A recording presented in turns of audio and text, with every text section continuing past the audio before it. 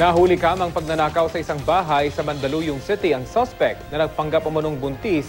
Walang takot na pinasok ang bahay kahit pa may tao sa loob nito. Balitang hatid ni Susan Enriquez, exclusive. Sa tulong na makuha ng CCTV, kitang-kita kung paano ang ginawang panloloob ng isang babaeng mistulang buntis sa barangay Malamig, Mandaluyong City. Unang tumambay ang suspect sa harap ng tindahan ng target na bahay.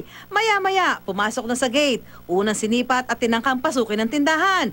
Ilang beses na pinilit mabuksan ang tindahan. Nang hindi magtagumpay, ibang pinto naman ng bahay ang tinangkang pasukin. Kahit pa nakita ng suspect na may gising na sa bahay, umakyat pa rin siya sa second floor. Sa pamamagitan ng paglaslas sa plastic screen ng pinto, napasok nito ang kwarto ng isang boarder ng bahay.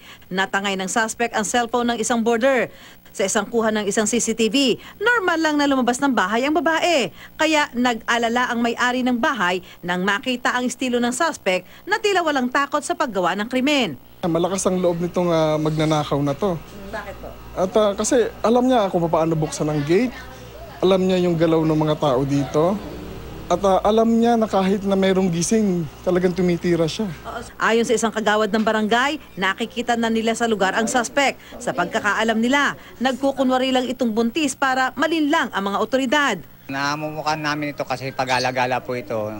May kasamang dalawang bata, isang baby na karga-karga, tapos isang batang mga nasa 3 years old, gano'n. Buntis ba talaga ito?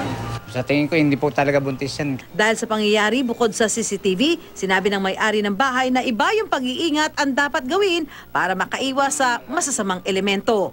Yung lock ng gate, babaguhin namin. At yung mga taong nakatara dito, abisohan namin na mag-ingat kung hindi nila kakilala, sitahin nila. Susan Enriquez, GMA News.